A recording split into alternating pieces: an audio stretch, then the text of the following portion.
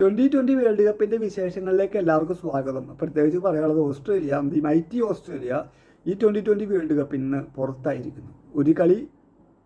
ഒരു കളിയും കൂടി ഉണ്ട് ഓസ്ട്രേലിയക്ക്. ഒരു കളി ബാക്കി നിൽക്കുകയാണ് ഓസ്ട്രേലിയ പുറത്തായിരിക്കുന്നത്. കാരണം കഴിഞ്ഞ ദിവസം നടക്കേണ്ടിയിരുന്ന സിംബാബ്വെ വേഴ്സസ് അയർലൻഡ് മത്സരം ഒരു ബോൾ പോലും എറിയാതെ ഉപേക്ഷിച്ചു, മഴ കാരണം കൊണ്ട്. അത് കാരണം കൊണ്ട് ഇരു ടീമിന് ഓരോ പോയിന്റ് കിട്ടി. അങ്ങനെ സിംബാബ്വെക്ക് 5 പോയിൻ്റായി. 5 പോയിൻ്റ് ആയതുകൊണ്ട് ഇനി ആ 5 പോയിന്റ് മറികടക്കാൻ ആർക്കും പറ്റില്ല, ഓസ്ട്രേലിയക്ക് പോലും പറ്റില്ല. അത് കാരണം കൊണ്ട് സിംബാബ്വെ അങ്ങ് സൂപ്പർ 8 കയറി. ഓസ്ട്രേലിയ ശശിയായിട്ടിരിക്കുന്നു, വേറെ ഒന്നും പറയാനില്ല.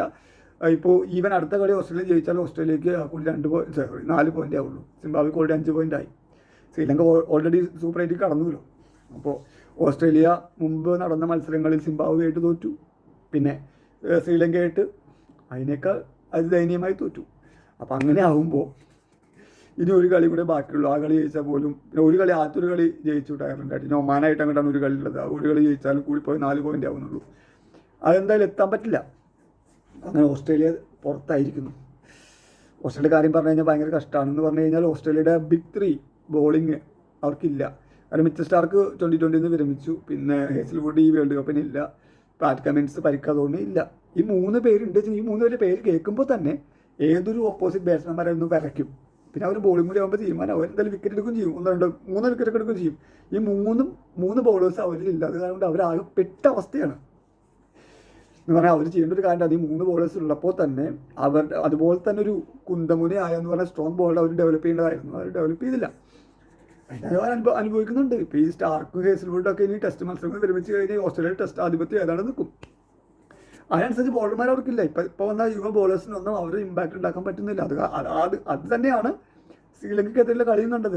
150 എന്നുള്ള റൺസ് ആ ഗ്രൗണ്ടിൽ നല്ലൊരു സ്കോർ തന്നെയാണ്. ഡിഫെൻഡ് ചെയ്യാൻ പറ്റുന്ന നല്ല സ്കോർ തന്നെയായിരുന്നു. 175 ഇന്ത്യ സ്കോർ ഡിഫെൻഡ് ചെയ്തല്ലേ. 180 സ്കോർ ഡിഫെൻഡ് ചെയ്യാൻ പറ്റിയ സ്കോർ ഉണ്ടായിരുന്നു. പക്ഷേ അവർ ബോളിംഗ് ഡെപ്ത് ഉണ്ടായിരുന്നില്ല. ഹേസൽവുഡ്, സ്റ്റാർക്ക്, പാറ്റ് കമിൻസ് ഈ ബോളിംഗ് ഉണ്ടെങ്കിൽ അവർ ശ്രീലങ്ക ഈ വക കളിയൊന്നും കളിക്കില്ല. അവരെത്രയും പെട്ടെന്ന് പോയിരുന്നു. കാരണം ഈ 3 പേര് ഹേസൽവുഡ്, സ്റ്റാർക്കും കമിൻസും നൽകുന്ന തുടക്കം മുതലാക്കിയിട്ടാണ് മറ്റുള്ള ബോളേഴ്സ് ആടും തുടങ്ങിയിട്ടുള്ളവർ കളിക്കാറ്. പക്ഷേ അങ്ങനെ തുടക്കം ഈ വലിയ ടീമുകൾക്കെതിരെ കിട്ടിയില്ല.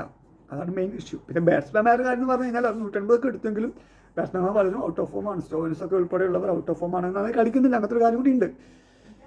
അപ്പോൾ എന്തായാലും ഓസ്ട്രേലിയ പുറത്തായി. ആ ഗ്രൂപ്പിൽ നിന്ന് ശ്രീലങ്കയും സിംബാബ്വെയും സൂപ്പർ 8 കടന്നിട്ടുണ്ട്. ഓസ്ട്രേലിയ പുറത്തായി. ബാക്കിയുള്ള എല്ലാവരും പുറത്തായി. ഓസ്ട്രേലിയ, അയർലൻഡ്, ഒമാൻ 3 ടീമുകൾ പുറത്തായി.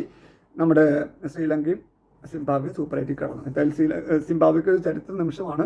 ഓസ്ട്രേലിയ പോലുള്ള ടീമിനെ തോൽപ്പിക്കുന്നു. അവർ എന്തായാലും ആ ഓസ്ട്രേലിയ മറികടന്നിട്ട് മൈറ്റി ഓസീസിനെ മറികടന്നിട്ട് സിംബാബ്വെ സൂപ്പർ 8 എത്തുന്നു.